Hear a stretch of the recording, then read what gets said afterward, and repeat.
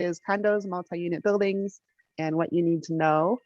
I'm going to rest this just so that I get a little bit more screen here. So are you guys good? Can everybody see my screen? Yes, Yes. everybody? Yeah. Okay, great. Perfect. Hi, Fidel. Welcome. Thank you for joining us. Thank you. So let's start with condos because, you know, condos are definitely the most common. Those are the things that we sell, you know, more often than new dev and probate and multi-unit buildings. Okay. Condos are super common. Sometimes they have different different ways of explaining them. Usually, basically, a common interest development is a condominium. Okay, so anytime you hear common interest development, it's a category of these things. It can be either a community apartment project, a condominium project, which is the most common. It can be a planned development, and sometimes we'll see in the MLS they'll write PUD, and that's a planned unit development. Okay, it's different than a condo, and I'm going to show you why.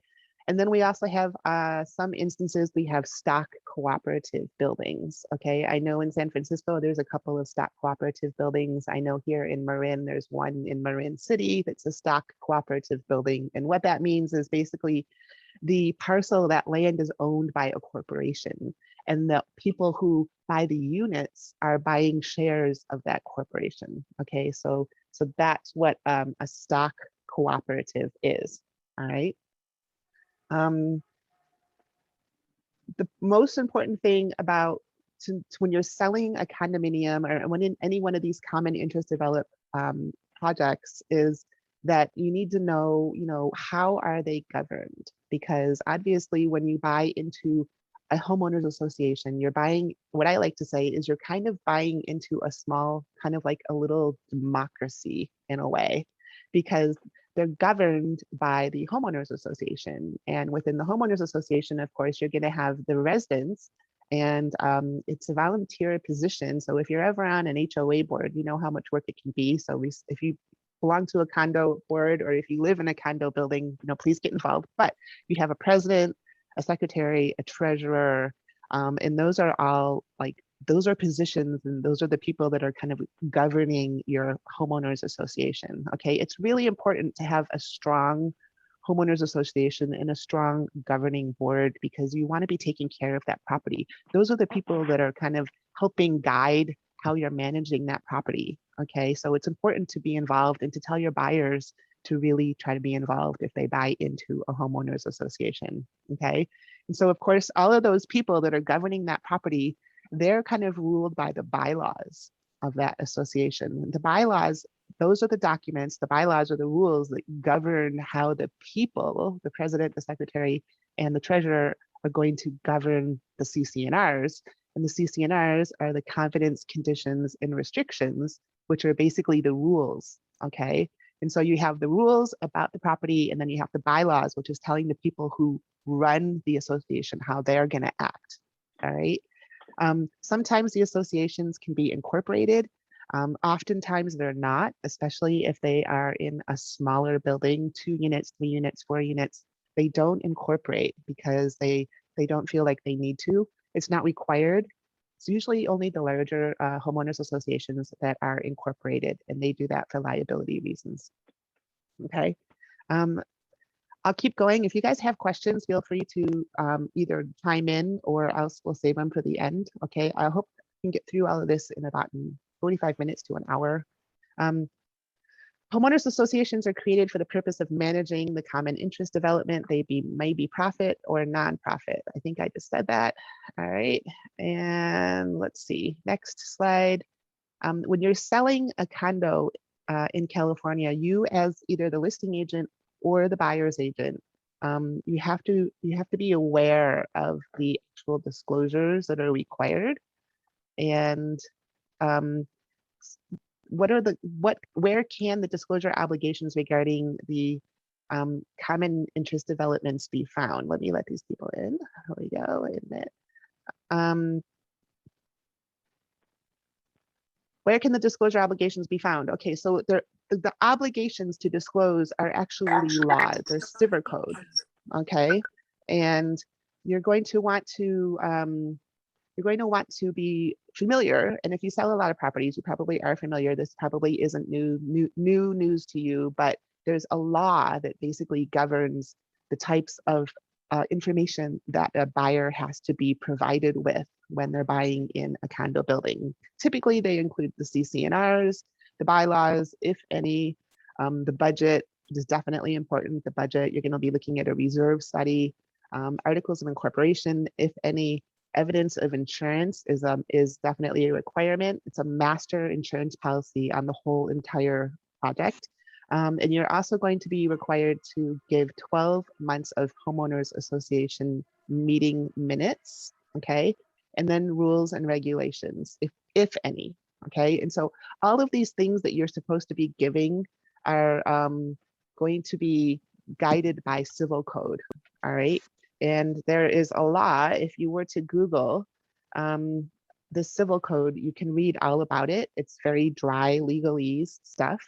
But I wanted to really click quickly over to this CAR guide because this is really important to show you guys. I loaded this into the Google Drive. This is my Google Drive where I put all the fun information that I share during all of my Monday meetings and all of my trainings. And in here, I have loaded up and ready for today this CAR guide from the California Association of Realtors about condominiums and other common interest development properties, okay? And this is what you need to know when it comes to disclosures. When you're representing a seller or when you're representing a buyer, these are the types of disclosures that you're going to want to get or provide, okay? And you can see there's a bunch of sections. This is if it's a new building, a brand new condo in a brand new building, then you have a bunch of disclosures here. I'm going to scroll really fast. We're going to talk a little bit later about SB 800. You don't know what that is.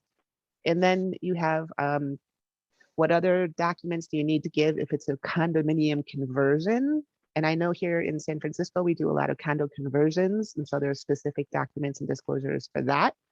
And then here is a resale list right here, okay? So it says typically it's all the same disclosures as we have from a 1 to 4 transaction property, and then some additional information about budget and defects and restrictions and anything like that. So you guys, I loaded this into the shared Google Drive in our Radius G Drive. If you need to access it and you can't find it, please email me. Otherwise, go to CAR and log into CAR and go to risk management, okay? And go to legal questions and answers, and you'll see all sorts of really good information about how to find information about condos, okay?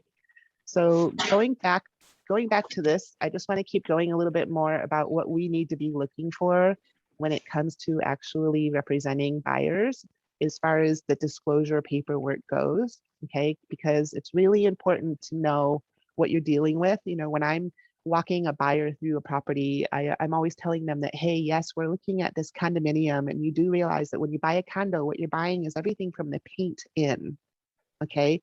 Because that is your exclusive use space within that unit, okay? Everything from the paint out is going to be common area, okay? So anything within the walls, like plumbing or electrical, is going to be common area because that's part of the structure of the building, okay?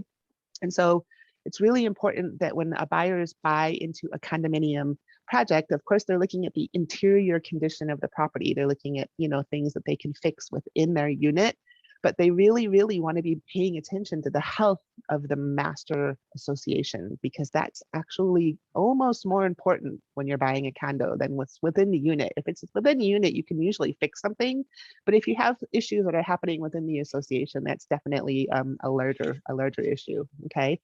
So you have to get these required documents from the in order to disclose. And so in a lot of cases, and especially I think in Southern California, the title companies are the one that reach out and they get those required CC&Rs and budget documents. And so the title company often does that. I know up here in Northern California, the listing agent is the one who most of the time initiates getting some of the condo documents, okay? And so what I've had happen in the past is that I've gone to the seller and I've said, great, we're going to sell your condo, but we need to have the condo documents. And then the seller said to me, well, I have all the condo documents. Here's a binder from when I bought the property 12 years ago. And I say, okay, that's great, but I'm glad you have those, but we really should be getting the updated condo package, all of the documents, because we need to be getting it from the homeowners association or property manager or HomeWise or whoever it is that's going to be managing those documents. You want to be getting an updated copy of the documents, okay? And that's for liability reasons. You don't want to be missing anything, okay? Now, with that being said, is it okay for a seller to provide documents if they don't want to pay for the package? Yeah, it's okay. And you just have to make note, and there's a form for that. I'm going to show you the form, that the seller is the one who provided the documents, okay? Because once again, remember, it's all about liability and you don't want to be missing anything, okay? When you get that package, you're going to want to check for certain things. You're going to want to check that you have the CCNRs, the budget, the reserve study, the proof of insurance, and the 12 months worth of minutes. Okay, those are the most important ones. And if you are looking at the minutes, usually they're going to come in one big PDF, and you're going to have to kind of go through it yourself and look at the dates on each minutes, okay, each session of minutes. And what I do is I always write them down in a checklist, and I say, okay, what did they give me? Have they not given me any minutes from the last 4 or 5 months? Well, sometimes that happens. You know why? Because the homeowners association has their meetings and they make the draft minutes, and then they give them to the manager, the property manager, or whatever depository service is managing their documents, and they're not updating them. And so you're asking for these documents that are supposed to be updated, but they're really not. Okay, so the most important thing that I'm going to say when you get your homeowners association documents is make sure that you're looking at the minutes and make sure that you have all your 12 months worth of minutes. Okay, if you don't, you're going to want to reach out to a property manager or a seller or a homeowners association rep, and you're going to want to get those minutes, because what if there was something that was discussed maybe 2 or 3 months ago and it's not in the package, and you have no idea or no way of knowing, what that item might be, how important it is. Maybe they were talking about a special assessment. They voted on a special assessment and it's not showing up in the old minutes, right? So you really need to stay on top of the current information for your buyers, okay? Making sure that you're getting the current information. If the property manager or the HOA tells you that they haven't been approved yet at the next meeting, tell them that you don't care. You want the draft version of those minutes, okay? Hey, Rebecca, Right. we have a question you want to answer. Okay. One from Ashley is, what's the required size of condo units in order for it to be governed? All condos are required to have CCNRs. So any property that goes through a condo development process under the DRE, okay, once it's designated as a condo or another common interest development, type of property, right? A stock co-op or a condo, those all are governed by the CCNRs. Okay, so you're never going to find a condo that doesn't have CCNRs, because that's a requirement by the DRE in order to move forward and actually, let that property be built. Any development that's over a certain amount of units requires, I think it's 6 units, but I'd have to check on that, requires maybe 8 units. It requires a DRE guidance. Okay, you have to get the DRE involved in that, okay? And the DRE guidelines are going to include having condo CCNRs, okay? And then a map, they're gonna have a map and they're gonna have a budget, right? I hope that answered your question, Ashley. Let me know if it didn't, okay? You have another one from Sickfinder. It's, do you get all the information about condos from the HOA? That's a really, really good question. I think that you're obviously going to get the disclosures that the sellers need to provide. The sellers still have to fill out all of their TDS and SPQ forms, and they still have to give the knowledge that they have about that property. But mostly when they're filling out those forms, they're giving their knowledge on their unit only. Okay, they may sometimes write in separate information about the complex, and our SPQ forms in California have a whole section. If you are in a condominium, you have a whole section of questions that you have to answer with regards to your condo in your association, okay? And then you're also going to get the homeowners association documents from preferably from a source that's going to give you the most current versions. And that's probably going to be, you're going to reach out to your homeowners association.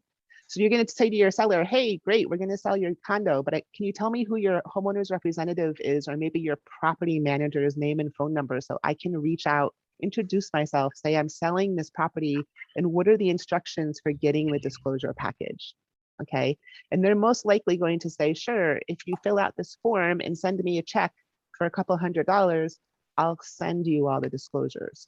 Okay, that's usually how that works. Okay, if the sellers don't want to pay for it, like I said before, the sellers can provide what they have, but it's really, you need to be careful with that. You need to make sure that you put in writing that you're advising your sellers to get the most current documents. And if they still refuse to, I mean, you're doing the best you can do. You would probably want to put in your avid that, you know, buyers should maybe reach out and perhaps they should pay for their homeowners documents, but that's really not the preferable way to do it.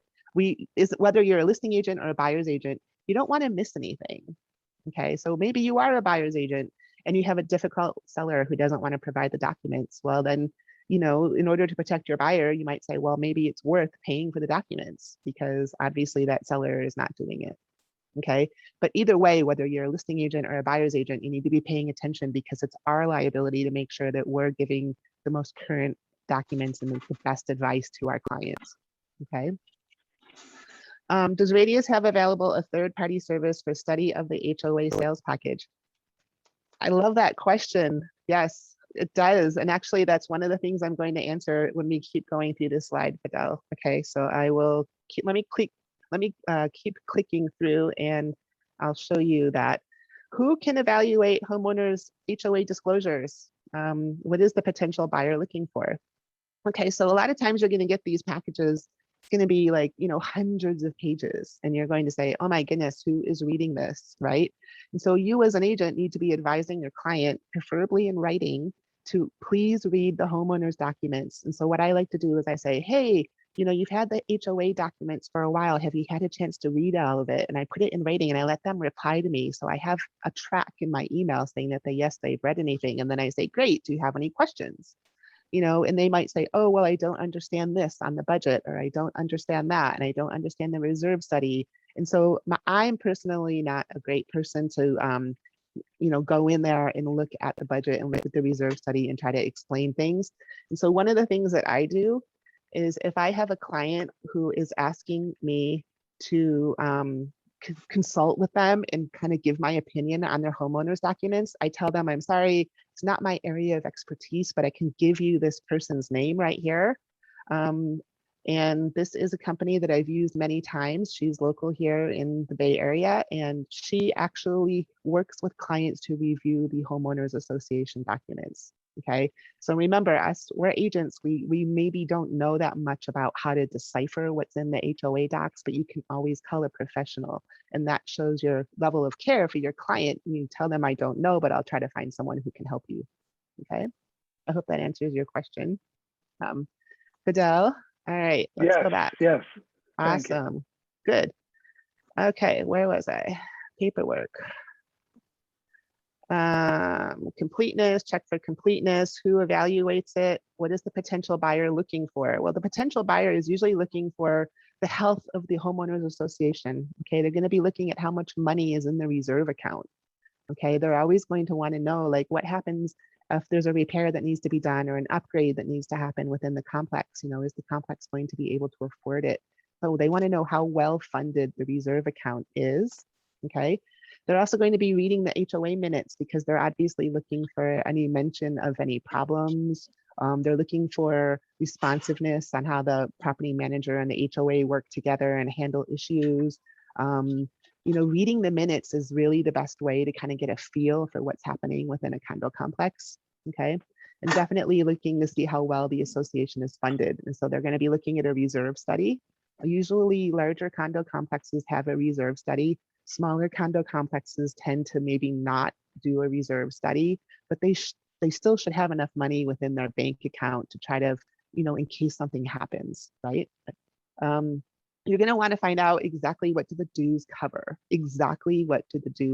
because you don't want to be telling someone or be thinking that the dues are going to cover their water and then find out that water has to be paid separately. You know, same thing for sewer, same thing for garbage. Sometimes in larger buildings, maybe some sort of internet service is provided. Is it going to be exterior maintenance is usually included. Usually, obviously, the master policy of fire insurance is included. Okay, so you want to know exactly what is included when you're paying, when the buyer is paying the monthly dues, and then you're also going to want to know, are there any upcoming special assessments? Okay, there was a problem that I had many years ago when I was a manager at another brokerage, and we were representing a buyer of a condo complex. And guess what? They didn't get the most current meeting minutes. And then later, after the buyer closed escrow, she found out that they had voted in a special assessment, which was like $50,000 payable over the next 5 years or something really big, right? And so she was obviously very annoyed because she didn't know about it. And, there was that was a lawsuit because, she felt that her agent didn't, do enough to kind of like guide her through the process and just didn't think to ask for any of the updated minutes. Okay. So you're going to want to make sure there are no special assessments that have been approved. Sometimes they talk about them in the HOA meeting minutes, but they didn't approve them yet. Okay. You're going to want to find out who's responsible for maintenance items. And one of the biggest things that I find out that people get mixed up on is who's paying for windows, who's paying for doors, certain things like landscaping or fences or stuff like that. I think windows and doors are the biggest problems, because you want to find out for maintenance specifically, who's paying for the maintenance items, right? Are there any restrictions? Sometimes you can only have 2 pets. Sometimes you can only have 1 dog. Sometimes you can't have a certain breed of dogs. Sometimes they can't be over a certain weight. Sometimes you can't rent your property, especially now in our Airbnb days. You see a lot of restrictions over rentals of 30 days or less. Okay, you can't go for 30 days or less. Very common. Okay, you're going to be wanting to read house rules regarding parking, any other thing that you need to know about guests, anything like that. And then if you have questions, once again, don't be shy about asking questions. And so this is something that you're doing your due diligence, right? When you're in your contract, you want to be basically, doing your avid, writing down questions. If the buyer has questions about the HOA docs that you aren't able to answer, or help them find the answer to, okay? Because remember, we're not the experts. You're going to want to direct them to the right person, okay? And then Rebecca, one yeah. sorry for interrupting. I just want to reiterate the part about responsibility of maintenance. I found out the hard way in the community where I currently live of townhomes. There's actually exterior parts that the unit owner is responsible for, which was really surprising to me. So I can't stress to everybody the importance of everything Rebecca is covering here. And the reality is that agent who got sued deserved it. So we never, ever want to be in that position, first and foremost for our clients, and then for ourselves. So always, always ask for current. I've had in my career only 2 escrows canceled. Both of them were because different HOAs just did not get the documents to the buyers in time. And I recommended to the buyers that they cancel, because if there's surprises, guess who they're going to come after? Yeah, exactly. I always do that. And especially right before I have anybody remove any contingencies, I put it in writing. I reach out to that property management office or the HOA department, and I put it in writing, and I say, can you please confirm that there's nothing new, since you gave me this package? And I want that in writing. Okay. So I think that's really good to protect ourselves, make sure that we're definitely staying on top of the information in a condo complex. And I thank you, Jiro, for jumping in. Please do that if you find anything that you want to add, because sometimes I think that I just keep talking. So if you guys have things you want to add, just jump in. All right, so here's my practice tip for condos regarding our forms in California. One of the required forms that we have on our checklist is the BHAA form, and that's the Buyer's Homeowner Association Advisory, okay? And that's for a buyer. So you're not going to perhaps find it in a disclosure package if you're a listing agent, although, it might be a good idea to pull a blank one and put it in your disclosure package and let the buyer sign it and keep it for your file too. Okay, but you're definitely going to need a BHAA. And then although you're not required to, but I really encourage agents to use these HOA forms. Okay, and if you guys don't, if you're not familiar with these, this is the HOAIR, the HOARS, and the HOARN. Okay, and so those are all forms that you take all three of those forms together and you give them to the person who is responsible for doing the disclosures. It's probably going to be Property Management Association, HOA, or most likely the property management person, because when you're talking to your seller, you're getting that contact name, and that person is going to be getting these type of requests all the time. And so you're going to say, I really advise that we use these three forms, because if you have these three forms, then you're definitely covering all your bases on the information that you're providing to your client. Okay. So I'm just going to click over really quickly, just so in case some of you don't know what those forms are, I want to show you quick examples and why we think that they're really important. Okay, so here is an information request. Oh, and so this is basically saying, dear HOA, I know that you must deliver the required documents within 10 days of the seller's request. And also remember, it's in the contract too. If there's a paragraph in the contract about HOA condominium disclosure documents, okay? So this one says, look at all these check boxes. Is it self-managed, professionally managed? How many units are there? How many are owner occupied? How many are tenant occupied? Now, why is that important? Okay, that's important because a lender is going to want to know that. Obviously, the buyer's lender is going to probably ask for a condominium certificate. The buyer wants to know what's the percentage of renters versus owners. Okay, obviously, from a lender's point of view and from a buyer's point of view, you'd rather have more owners because they just take care of the property better than tenants most of the time. Okay, so a higher owner occupancy ratio is always more desirable. You're going to want to know if there's any commercial units. You're going to want to know if there's any regular assessments or special assessments. Any type of pending or anticipated litigation, any type of HOA charges that you might have to be aware of. Maybe there's a move-in fee or a move-out fee or a transfer of HOA account fee or anything like that, right? And so if you use this form when you're representing your buyers or your sellers, then you're not going to have any surprises later, all right? So that is one of the ones that I recommend. That is an information request form, okay? The other one is RS, which remember is required statutory. And so this one is required statutory forms. And so here's the list of everything that they are required according to the civil code. Okay, and so here's what they're supposed to be giving, all of this information right here. Here's the civil code, the law that says that's where they're supposed to give it. Here's how much that the HOA or the property management company might charge for that. And then here's a checkbox. Remember when I said it was okay for the sellers to provide this kind of stuff? Okay, if your seller doesn't want to pay a couple $100, which we advise them to do it to their benefit. But if they totally refuse and they want to give their CC&Rs and their bylaws, you would use this form, because this is a CYA form for agents. It's basically saying, I got these documents, but I got them from the seller. Okay, I didn't get them from an HOA representative. So this is where you would write in here, is it attached or available, and is it or directly provided by the seller? And if it's directly provided by the seller, you're going to want to put DP, directly provided by the seller.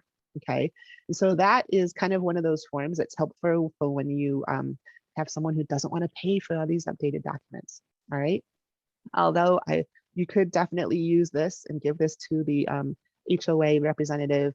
If you're going to use these forms, the IR, the RS, and the other one, the RN, you're going to want to give them to the HOA, all three of them at the same time.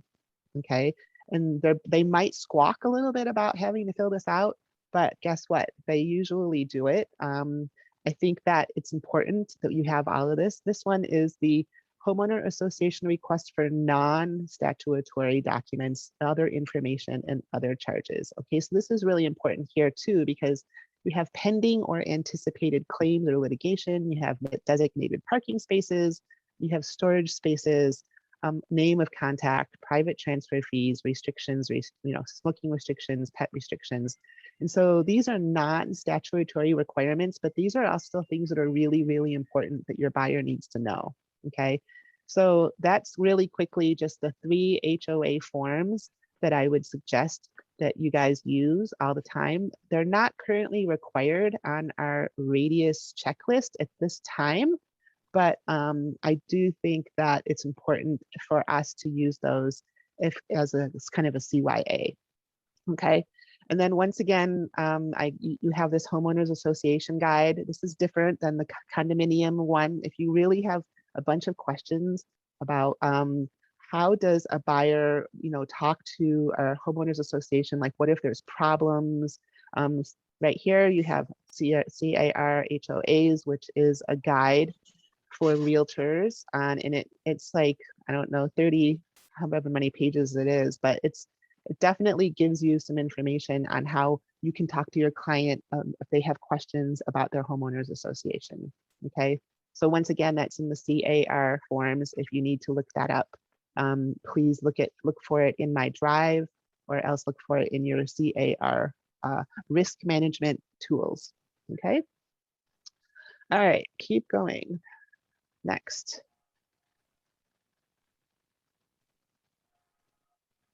Selling condos. And okay, so who knows about SB 800, you guys? Does anybody know what SB 800 is? Yes, I hope some of you do. Yeah, okay. I have no idea. No, okay. Well, SB 800 is one of those things that you perhaps haven't heard about, especially if you haven't, maybe sold a lot of newer construction. So SB 800 is, it's called the Right to Repair Act, okay? And because I'm here in San Francisco and we have a lot of new buildings in San Francisco, we sell within these new buildings, and all new buildings have this builder's warranty. And so once again, this is civil code. Okay, this is a law, and it's a builder's warranty, and it's in effect for 10 years after the close of escrow. And basically what this says is it addresses the fact that residential construction might have defects. Okay.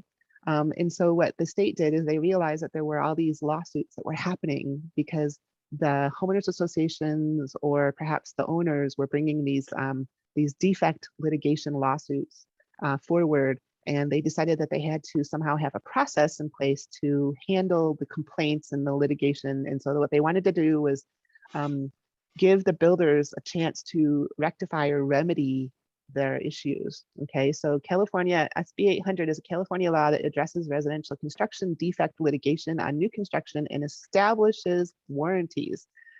It applies to condominium or single family residential construction that has been signed by the seller on or after January 1, 2003. So if your building was built before that, it doesn't apply. Okay. It also doesn't apply to condominium conversions. Here in the city, we have a lot of conversions. What it does is it sets standards for new construction. It allows builders the right to repair the defects as a means of avoiding litigation.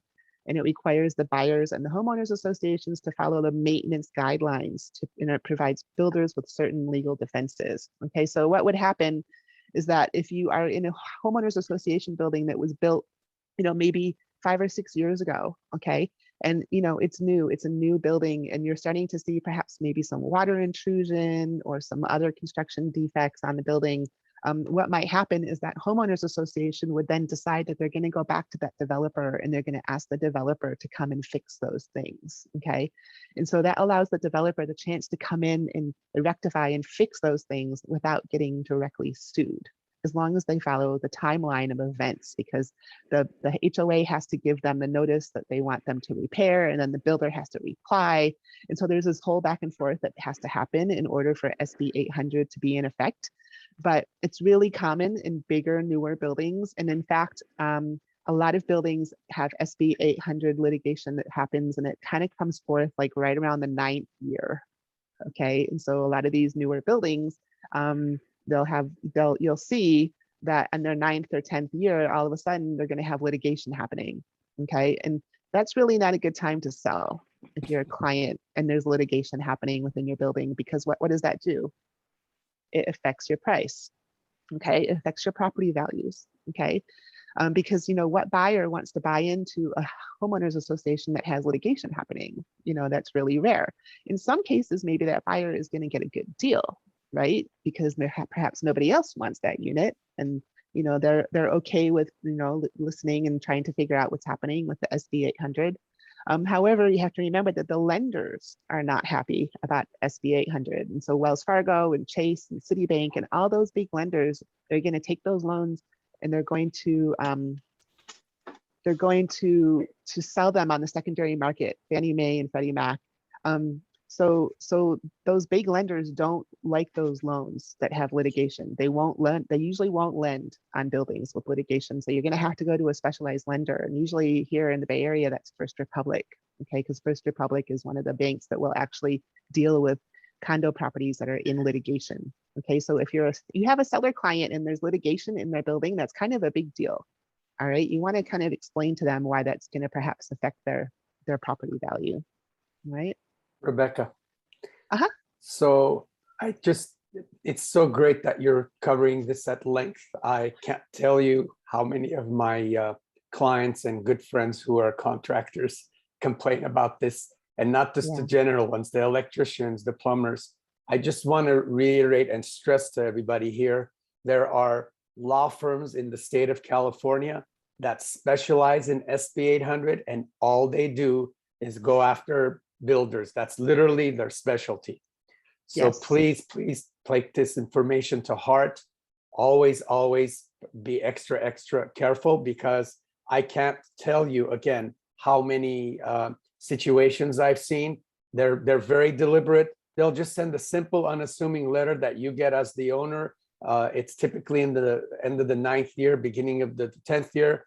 Oh, do you have any leaks in your condo? Well, if somebody has a little faucet leak, they're going to say yes, or a toilet, whatever it is. They take that information, they send it out to the rest of the people and say, your neighbors have leak issues, you have rights, you can be protected. And as usual, almost always, the people don't realize at the time they're suing that they're going to get maybe $1,500 to $2,000, and the attorneys make all the money. So this is great. This is great stuff. Heed this, please. Thank you. Yeah, it's really common, especially here in the city. Like you said, there are law firms that prey upon buildings when they get to be 8 or 9 years old. Then the homeowners associations are aware of that, and perhaps sometimes there are defects that need to be fixed, and so it is a valid thing. But they should have kind of started the process and given the builder the opportunity to fix them, right? And so there's a process that happens when you do these SB 800 procedures. It's just not something that happens overnight. It's usually very lengthy and long, and sometimes it takes years. There's a property here in San Francisco. I think they had SB 800 litigation for 10 years. Okay, and so that really affected the value of the condos there. It's not cheap, because you have to pay the attorneys out of your reserve account. And what does it do? It depletes your reserve account. And that means that maybe you're going to get assessments. You're going to get special assessments to bring your level of homeowners reserves back up again. Okay. And so just keep in mind, if you're selling something that is less than 10 years old, okay, just kind of keep this in the back of your head. Okay. It's important to know. It does apply to houses. If you need more information, once again, I put the SB 800 guide into our drive. Okay, I'm not going to click over now because we have a lot to cover, but it is there, and I want to make sure that you know. Okay, so here's our next page, you guys. That's all about condos. And so I'm going to stop right there and see if anybody has any questions about condos. I know that Fidel wrote a question. How long does it take to get the condo documents and then review them? Well, you have to kind of keep in mind, that's what you're writing into your contract when you're making an offer to purchase. You have to think, do I have the documents already? Are they complete? How long is it going to take myself, my buyer, to basically go through them and read them and satisfy themselves? So you need to give yourselves enough time to do that. And that's going to be a contingency in your purchase contract. Okay. Anybody have any more questions about condos before we move on to new developments? Anything? Okay, so let's talk about new developments. I'm gonna rest this or pull you over here, Jiro. So when we say new dev, that typically is kind of like slang or shortened new development sales. Okay, and for the most part, when we say new dev, we're talking about homeowners associations. Okay, we're talking about townhouses or something within an association. Okay, with that being said, I do want to point out that you can obviously sell a newly constructed house. Okay, and if you are doing that, then I want to point out here in the little right hand space right here, if you're representing a single family house that was just built, maybe it's a spec house. Okay, usually what you're going to use your RPA form, but there's a new construction addendum that you're going to add to that for a house that was just built. Okay, and that new construction addendum is going to cover a bunch of fit and finish warranty language. Okay, and so I wanted to put this here in case you guys were not aware that CAR does have these new construction forms that you're going to need whenever you sell a newly constructed house. Okay. One more thing I'm going to say about that. If you ever sell a newly constructed house, you always want to make sure that you have the certificate of final occupancy. Okay. That means that it's done according to the county that it's in. Because if your buyer buys a house and you have all these punch lists of things that the developer is finishing up and you don't have a COO, a certificate of occupancy, that's a huge big problem. Okay, and most of the times the lenders may not even lend on that because they want to see that that house has been done. Okay, so you need to have a COO, otherwise known as a final sign off. Okay, and that's basically closing all the permits and making sure that that project is done according to the county. I had a lawsuit once at a past brokerage where the buyer's agent didn't know that. They went ahead, they closed escrow. Guess what? There was no certificate of occupancy. It was a huge problem. Okay, so just remember, if you're ever selling a house that was just built, you need to get a certificate of occupancy. Okay, now we're going to talk about selling new developments in development community. Okay, it's always a good idea to sell in a new dev community. Why? Why is it a good idea? Well, for the most part, the sales agents do all the work. Okay, they're going to be the ones who are going to be kind of walking your client through the development or through the building and telling them about the different, floor plans and the different, upgrades and the different finishes. And so the salespeople who work for these new development complexes, they basically are that representative for that company, and they're going to handle everything. Okay, they handle the communication with your client sometimes in between once your client's in contract, sometimes they're the ones that handle the communication. Obviously, you're still staying involved, but those new development salespeople are the only ones that know what's happening in that new development complex and like how long are things happening, is everything happening on time. So they're really in control, and it does make it really easy if you are a buyer's agent and you're selling your buyer a new development property, because you're kind of letting them do their job and sell the property. Okay, why do developers sell in phases? Well, because they sell in phases most of the time because it has to do, I think, with wanting to plan out their project, and they're figuring out, like, are they selling in most high-rise buildings? They start with the lower floors sometimes because they're trying to establish their pricing. And so perhaps if you have a buyer and they're getting in on phase one, they're going to get a really good deal if you're looking at it and comparing it as the prices go up and as they start selling the floors that go higher and higher and higher until they get to the penthouse. What that developer is trying to do in a high-rise building is to basically establish their pricing. Okay, and the thing about pricing is that when you're buying a new development, the price is the price. There's not a lot of negotiation, if ever. Okay, so when you go to a new development sales office and they say, well, this is how much we're asking, probably not going to be able to negotiate. But not, it just depends on whether they're already sold out, if they're just starting their sales process.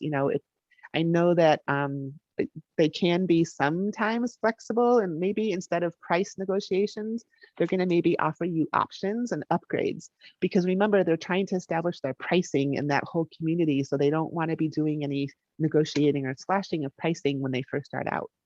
Okay, the new development sales reps are usually on salary. Okay, they have to be there like a regular person on a 9-to-5 job all the time. They usually get paid on salary. They get a bonus sometimes when they close. How does a buyer's agent get paid? Well, a buyer's agent obviously gets paid because you are bringing the client to that property, but you want to remember that you should go. You have to go in person. Don't just send your buyer to the new development sales office without you, because there are some sales offices that will say, oh, well, you didn't show up in person, so I'm not going to give you a commission. And that did happen to one of our radius agents recently, I think. And so if you do have a buyer who wants to look at any new construction, make sure that you go with them, okay? Because they're going to ask you to fill out a registration card, and then you have to put your name and the name of your buyer, and that's how they're tracking who's bringing in that buyer. Because believe me, if they can cut you out and not pay a commission, they will. All right, so always, always go to the sales office with your client. Discuss with your buyer clients how timeframes might affect them if the project is delayed. It's new construction, of course, who knows what's going to happen. Maybe, there's delays with the PG&E, or there's delays with installation, or there's delays with, permittings or whatever there is, there can be delays for anything. And so when you're representing a buyer who's buying new construction, you have to remember that that buyer has to be flexible on their close of escrow. Because if they are in a situation where they have to be out of their house and into their new house within a certain definite amount of time, this might not be a good circumstance for them, okay? Just keep that in mind, that delays happen. Almost always delays happen, okay? You also don't want to have a contingency situation where your buyer's trying to sell a house, and then, it might not work because of the timing. All right, so just keep in mind that new construction is you have to have a little bit of flexibility when you're representing a client. You also want to make sure that the buyers understand why that developer has certain lenders in place. So when you go to a sales office, they're going to say, hey, come on in, here's the floor plans, here's the units that are for sale. These are our recommended lenders. Okay, and the reason that the developers want you to use their lenders is because that lender has already vetted and approved that project. Okay, so that lender is aware of what's happening. And so they recommend these specific lenders, because when you have a condo and you have a buyer who's buying into a condo, that lender is going to want to have a condo certificate, and they're going to want to kind of approve that condo. Okay, they're looking for certain things. And so in this case, those lenders that the developer has already affiliated with, they've already approved the project. And so it makes it much easier, okay? Yes, a buyer can use their own lender, but you're gonna have a problem sometimes, depending on how much of that development has sold. Because if they haven't sold at least 50%, then bringing in an outside lender to approve the whole project is gonna be a challenge, okay? Jiro, I saw you nodding your head, agree? Yes, Yeah, yes, okay. absolutely. This is why I always say, when it comes to lenders, we all have our loyalties. Those of us that have been doing it for a while, we have amazing, amazing escrow officers. And, my late wife was a title rep. Of course, she was going to get my support, and her team was amazing. So was the company. But with lenders, you have to have several. And Rebecca has done a great job of explaining to you guys why. Trust me, you'll get the best possible deal in terms of net value to you when you're dealing with new developments, whether they're condos or single family homes, is for you to work with the lender. Unless you have this amazing lender who, like Rebecca said, within 24 hours can get the project approved and give you a much better deal. It's always the better way to go, because it just makes for much smoother sailings. I've seen new property lenders close escrow in as little as 2 weeks, because they know the project, they understand everything. If the buyer has good, and if I may, Rebecca, just going back to something you said about, they're not going to be negotiable and so forth. Just be aware, if you ever represent a buyer in any new project, of course, they're going to want to give you, as Rebecca mentioned, things like, if it's single family, we'll give you landscaping, or we'll give you new floors, we'll give you appliances and so forth. The reason for that is they're not paying what you and I would pay as far as retail for any of that stuff. So just be cognizant of that, explain to your buyers, but absolutely ask Rebecca, ask me, depending on where you are, if you need names of lenders, but always have several lenders that you can go to because no two are the same. Right, exactly. Yeah. Some examples of things that you might be able to negotiate with this new developer would be perhaps some incentives like upgrades to fixtures, or maybe flooring upgrades or closet build outs, maybe, you know, appliances. You look and see sometimes that washers and dryers and refrigerators are or maybe aren't included. And so those are some of the things that you can ask for. Either that, or you can ask for them to prepay some of your HOA dues. Okay, so they might not want to adjust the price because, like I said, they want to establish their pricing, but they might give you other things, like Jiro said, because maybe they have, you know, they have contractor prices for flooring and appliances and stuff like that, right? Okay, so let's talk about paperwork. So when you are representing a buyer in a new dev project, they're going to give you this developer contract. It's going to look like nothing you've ever seen before. Okay, and it confuses a lot of agents, but it's okay. It's actually a contract. Okay. And so what you're going to want to do is, once again, advise your client in writing to review the contract and then say to them, I'm not really familiar with this developer's contract. If you have any questions, why don't we reach out to that sales office and make sure that we get your questions answered? Okay, because that sales rep is there to do that. That's their job, to explain the contract and the paperwork and everything. Once the project is completely sold, once they've gone and they've done their closeout sale, you know, that's actually when you might get a good deal too, the last 1 or 2 units, closeout sale. When the project is finally completely sold, the developer takes the management of that project and hands it over to the homeowners association. Okay, so now you've got an active homeowners association with hopefully a president, a secretary, a treasurer, and people who are participating in kind of governing that association. Okay. I think that's my last slide on new dev. Let me click to my next slide and see if I had anything else to add. Nope. Okay, so we're going to go to probate. Does anybody want to ask any questions about new dev before I move on? Nope. Okay, let's move on. A certificate of occupancy would also be required at every condo sale. Yeah, Fidel, that's true, but it's a little different because they are. It's true, they do have to do that. They're doing a certificate of occupancy, and as they finish each unit, that unit is getting signed off. But when you're developing a big project like a multi-unit development or a high-rise, their completion paperwork is a little bit different. Okay. It's still technically, you know, a similar idea, but it's just a different type of completion paperwork. I think they call it pink papers or something like that for a big building. But yeah, you still need to have the fact that that building was completed. Okay, good question. All right, moving on, you guys, to probate. Let's keep going. What is probate?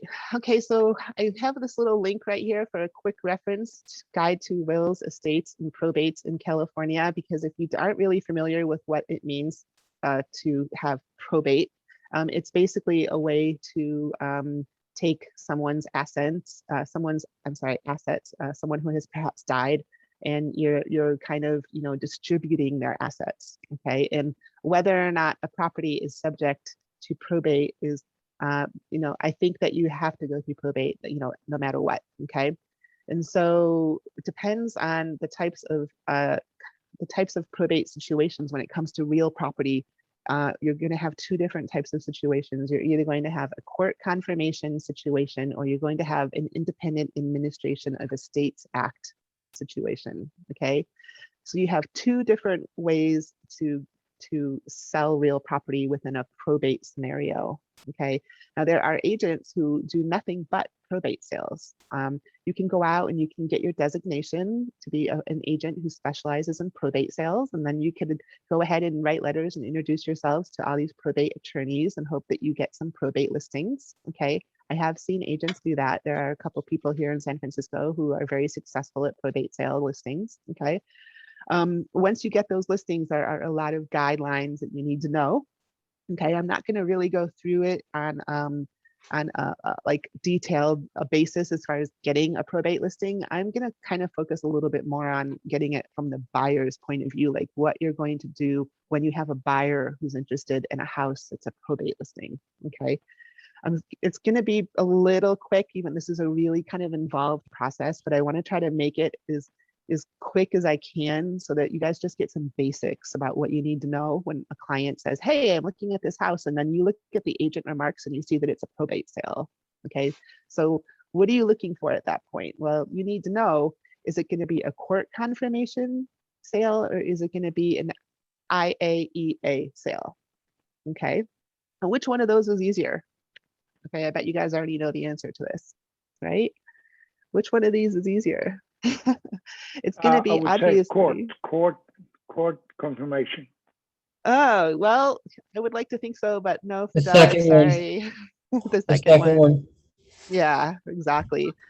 Yeah, so you want your probate situations to hopefully all be the IAEA situation because that means that there's a representative for the estate, whether it's an administrator or an executor, who actually has the right to sell the property and has the right to sign the listing agreement and has the right to sign the offer. And they don't have to go through the court process, okay? Because believe me, the court process is a pain in the butt. All right. And I don't know if any of you guys had ever gone through a court confirmation process, but I can tell you a little bit about it. Okay. Basically, what happens is the listing agent gets the listing, puts it on the MLS, and then it say it's for $1 million. They're asking $1 million. Okay, great. So then they market the property for however long they market the property for. They get offers. Maybe they're going to get one offer. Maybe they're going to get multiple offers. That's fine. And then what happens is they choose one of the offers, whichever offer they want to work with. They're going to choose that offer. They're going to take that paperwork and they're going to go back to the court and they're going to follow the process. And they're going to say, okay, well, we've accepted an offer. And the court's job is to basically get the most money for that estate as possible. So what they do, and this is a law, okay, the court confirmation has to add on some more asking price money, add on more money, and then remarket property. Okay, and I'm gonna go ahead and show you what they call that an overbid. Okay. And so, yes, you've got a listing. Now you're a buyer's agent. You've got an accepted offer. Now you know that you're waiting to find out what day you're going to get confirmed because that's what court confirmation is. It's when you all go to the courtroom and the judge stamps that contract and says, okay, it's confirmed. Okay. But wait, it's not that easy because you now have to wait and let that listing agent remarket the property again at this higher price. Okay, and how do they find out what that price is? This is the formula right here. You're going to take the original bid. You're going to take 10% of the first 10,000, which is what? $1,000. Okay, and then you're going to take 5% of the remaining 90%, and then you're going to add that on. Okay, and it's going to be an escalated price. Okay. And so I can do some math for you. I'm not going to do it right now. I can show you when we click through the rest of my stuff, I'll show you an example. But basically, you are the buyer's agent. You know that you have an accepted offer, but wait, the listing agent is now marketing the property for more, putting it back on the market, doing open houses again, doing showings again. And everybody is in a waiting scenario. You have to wait because that probate court is going to set a date. And that's the date when you have to go to the courthouse. And if you are the buyer that's in contract, you're going to go to the courthouse. You want to see what's happening. If you are an agent who has a separate buyer who is interested in this scenario and wants to make an offer on this property, knowing that the new price is the price that they have to beat, then you're going to want to go to the courthouse with your buyer. You're going to want to sign in on the date that you're supposed to be there. Find the room you're supposed to go to the court clerk, sign in, and then the judge will come out and the judge will say, okay, who is here to bid on this property for the estate of whatever? Usually they use the address. Now, who's here to bid on this address, this property? And so then the people who got the offer accepted would stand up and say, I'm here. And then any other people who showed up, it's like an auction. Okay, you never know how many people are going to show up to bid. And so those people would all stand up. And then what the judge would say, okay, well, our opening bid is this number, this newer, higher number. Is anybody here willing to pay beyond that number. And then people will raise their hands, and that's when it becomes like an auction.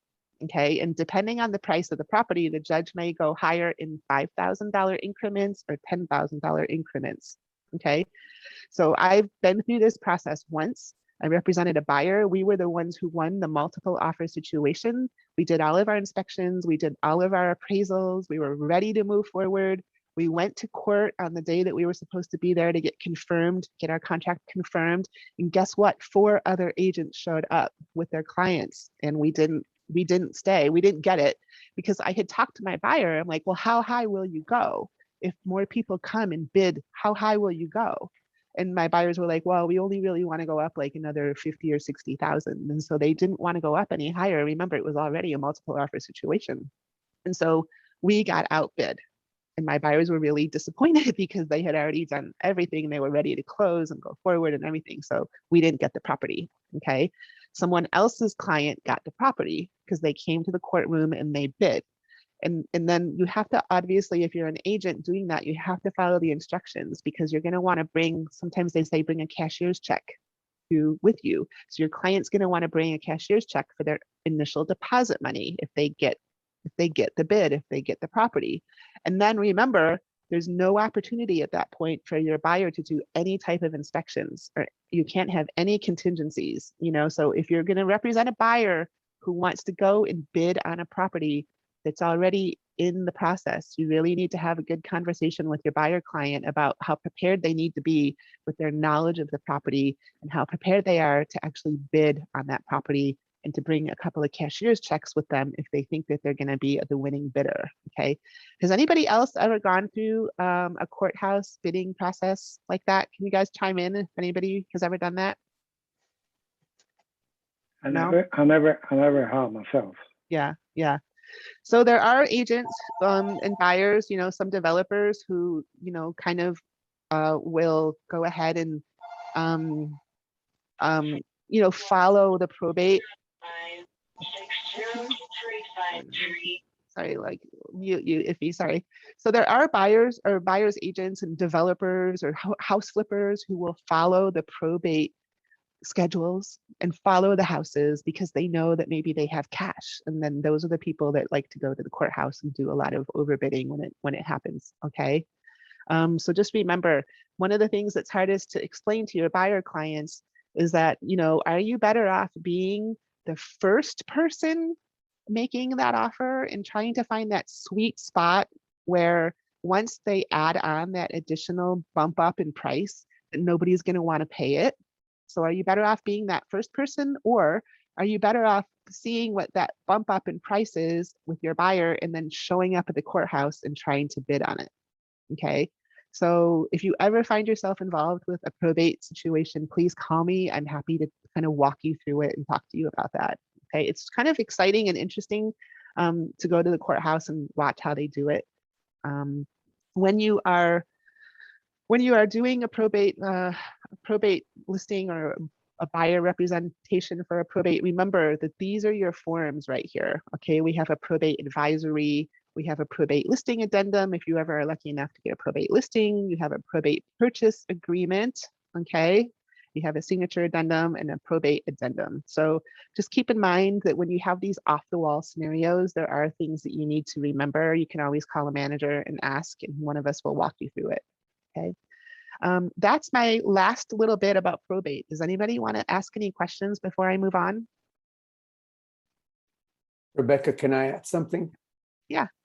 Don't let probate intimidate you.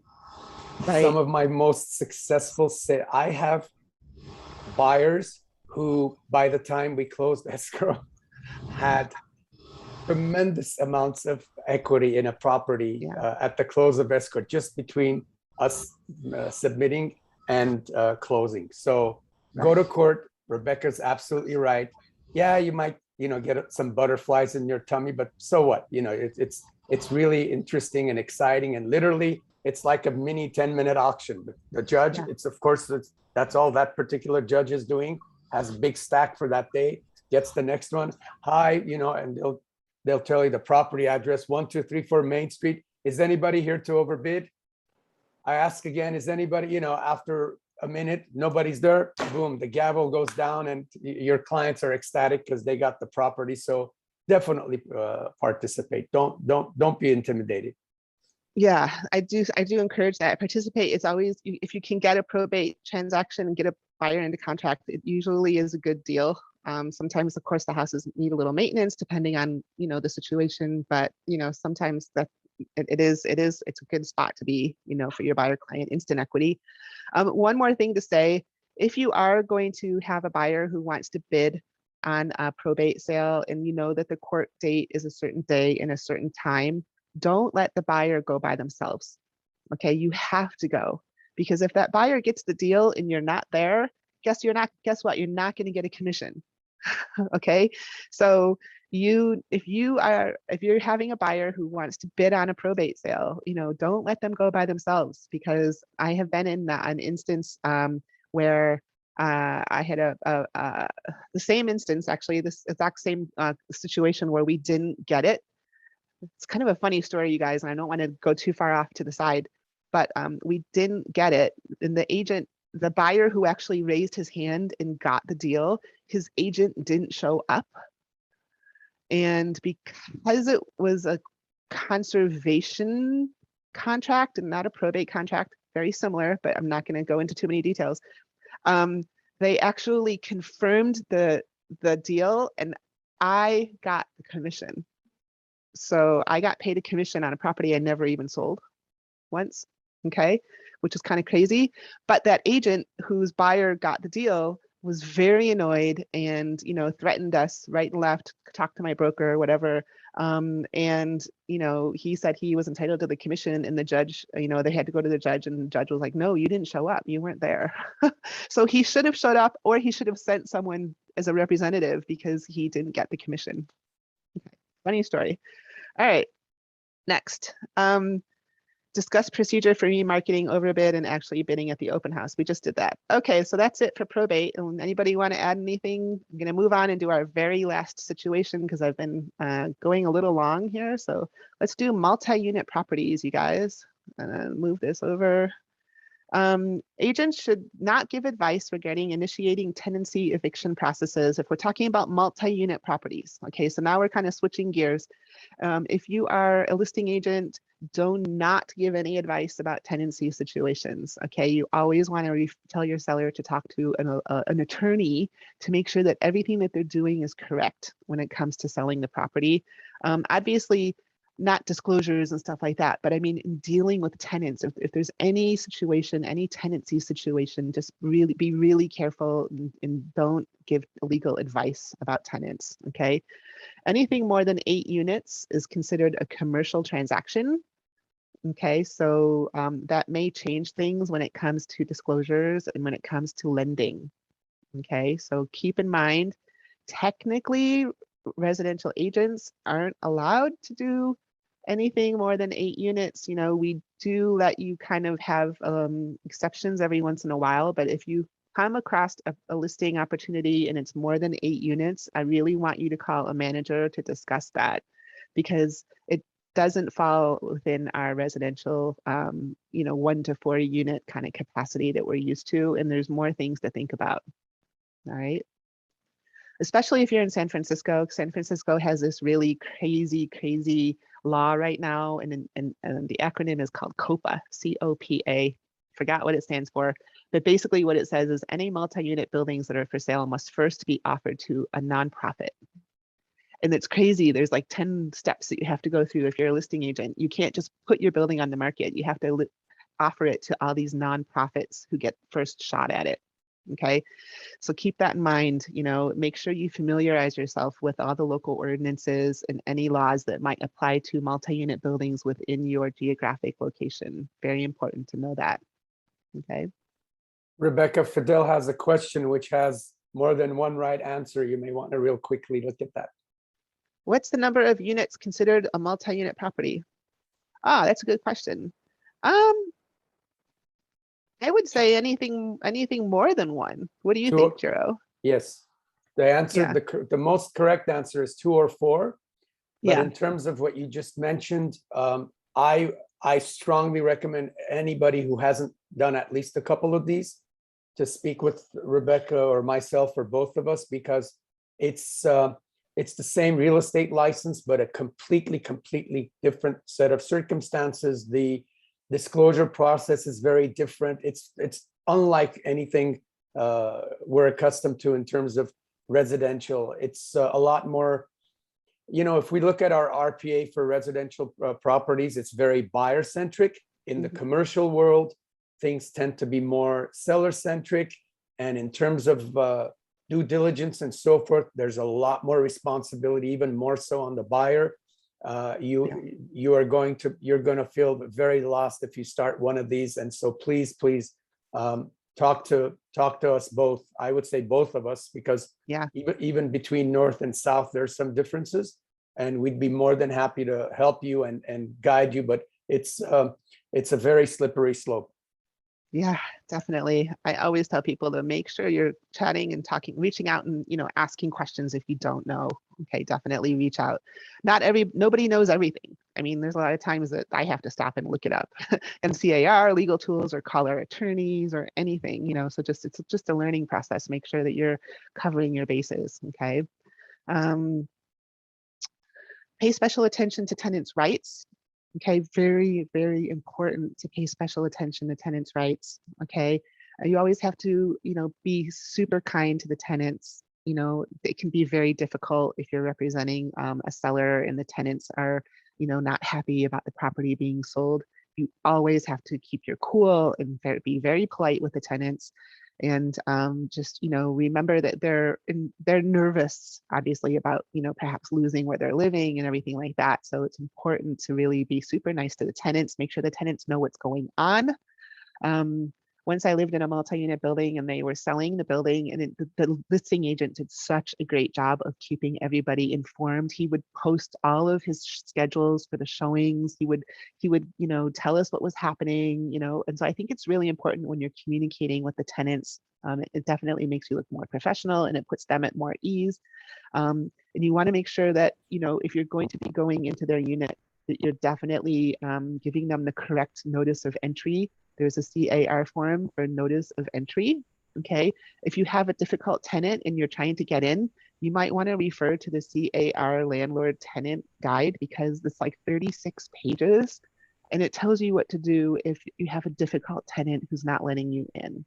Okay. And I'm not going to click over to it. It's really long, but it's there in the drive, or of course, CAR risk management tools. I had a difficult tenant once on my place when I was trying to sell it. She wouldn't let me in. I kept giving her notice. So I had to I posted the notice on the door, took a picture of it, because she said, well, I didn't get the notice. And I said, well, I have a picture, so just always be really, really aware and careful when you're dealing with the tenants. Agents have a fiduciary duty to the seller. They shouldn't get involved with any type of negotiations regarding leases or security deposits. Okay, if you have a tenant who wants to start talking to you about that kind of stuff, you have to just gently and nicely tell them that they need to be talking to the seller and the landlord, because you can't give them any advice. Okay, you want to use the residential income purchase agreement. So there's a contract, residential income purchase agreement. Okay, if you are going to be making an offer on a multi-unit building, that's the contract you're going to use. And the reason we use it is because it has all of the standard language and disclosures that you need to pay attention to for multi-unit buildings. Okay. You want to make sure that you have, whether you're a listing agent or a buyer's agent, you want to make sure you have the rental agreements. If there are any rental agreements, you want to get income and expense statements. You want to get tenant estoppels. The tenant estoppels are basically the tenant's point of view. The tenants are answering these questions from their point of view. Okay, those are all disclosure items that are kind of mentioned in the residential purchase agreement. Okay, and you want to make sure that you remember to provide the security deposit information and rental information and the dates that the rents are due to the title company, so that the title company can prorate the rent and they can pass on the security deposits to the new buyer. Okay, that's really important. Okay, you don't want to forget that step. The title company will probably remind you, if they know it's a multi-unit building, that they need all that financial information, but don't forget to do that, because obviously your buyer, if they're buying a property that's got tenants in it, then they should be getting those passed through security deposits and those prorated rents. Okay, you guys, I think that's it. And I know that was really, really fast, but please go ahead and ask me. Does anybody have any questions about any of the stuff we talked about today? Anybody got any questions? Thanks for coming. We have a question from Sukhvinder. He said, can we sell hotels and motels? Good question. The answer is no. Okay. Our E&O insurance does not cover businesses, sales of businesses. And so what I would suggest that you do is you reach out to a manager, and we can kind of guide you in the right direction and tell you who you might want to talk to. In certain circumstances, we do allow agents to do commercial transactions, but you have to have already talked to a manager in advance about that. Okay. So right now, if you are a residential agent with Radius, we do not allow you to do commercial transactions or business transactions. Okay. If you come across that type of business, you want to call me or call another manager and we'll talk to you about it. Okay. We're not trying to limit what you can do. This is more about like our liability right now. Okay. I know we do have some agents that are commercial agents with Radius. And so, like I said, we do allow it as long as we have the correct paperwork in your file and you're giving us advance notice and we can talk to you about it. Okay. That's for commercial property, real property. We definitely don't do businesses, I don't think. That would be like, the business within a property. We don't do that. So any other questions, you guys? All right. Well, thank you for joining me. And thank you for, listening for an hour of all this wonderful information. You can always reach out. Hopefully we will be posting the slide deck and we'll have this recording for your future reference. You can go ahead and click through the links if you need to refer to anything that I talked about. And I hope you got something out of that.